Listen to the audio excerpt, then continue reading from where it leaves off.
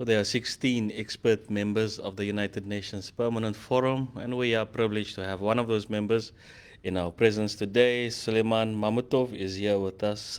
Good day, how are you doing? Thank you. Thank you for inviting me. I'm good. And since I was elected as a rapporteur, it's really 2 weeks are more intense than compared to the previous session. Okay, that's good to hear. I'm sure you're doing a great job. So we're talking about the 23rd session of the United Nations Permanent Forum on Indigenous Issues. Just in general on day 4, can you just take us through how it's going, what has been the highlights of the session? Thank you for the question. So yes, as the main theme relates and to the self-determination and the role of youth, as far as I see, well, I was really glad to see the reinforced participation of youth at this session. Youth is always very vocal during the sessions of the Permanent Forum, but it seemed to me that this time they even got like they made it like more powerful than it was before at the previous sessions. Well, that's exciting to hear that the youth are getting involved. That's really cool. So, can you take us through some of the key issues that have been addressed thus far? Sitting on day 4, what do you think? Which issues sort of are really, really important and pertinent for Indigenous peoples that have come up so far? Yeah, so talking about the issues, of course, during all the sessions, the indigenous peoples, they raise a myriad of issues and challenges they face, and we discuss how they can be tackled. But for this session, I would definitely separate and underline. First is the access of indigenous peoples to direct financing for them to achieve the ends of the declaration on the rights of indigenous peoples. And the second one is and the first area that I stressed and outlined it is substantiated with a profound thematic study report of the Permanent Forum expert members. And the second theme is about the self-determination, about the guiding principles for indigenous peoples on autonomous. And here again, it is substantiated with a comprehensive study on what indigenous peoples can do in order to speed up and expedite their quest into the autonomy, because that's what I highlighted in my speech when I presented this study, is that the political rights should be viewed, as the engine and as the frame for safeguarding and for developing all other rights within the declaration, including the preservation of culture, traditions, and language of indigenous peoples. So these two topics of access to direct finance for indigenous peoples and developing and empowering indigenous peoples on their journey towards autonomy, these are two main and key topics for me. Thanks so much for that answer. So, there are very specific manners in which your voice can be raised, when you make an intervention, for instance. So there's training that should go with that. Are we finding that youth are able to engage the forum in the way that they are supposed to, or and can you comment on whether you think there is a barrier? It's very specific, to and there's a way to do it, and we understand every organization has rules and regulations. So are they doing it the right way? Are we making sure that they know what to do as far as training is concerned?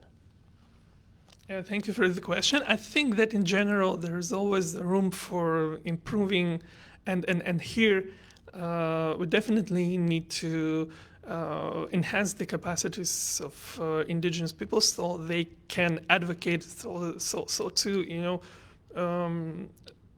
reinforce their agency, and they can they can by themselves identify and send us and communicate us what are the issues that should be considered by the permanent forum, and the recommendations that we need then to submit to the ECOSOC and the UN system and the member states.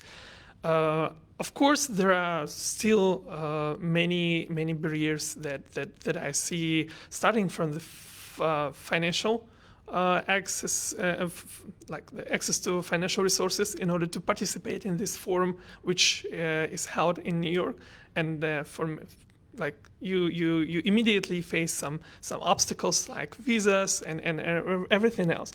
But in addition to this, I think there can be like geographic, the capacity, but still, despite all of these obstacles that indigenous youth face, I was pretty astonished to see the level of how they present their cause, how they communicate, how they articulate.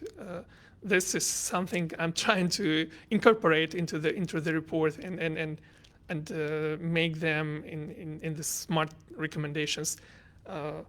So the preparation is really important, and for indigenous peoples and for indigenous youth.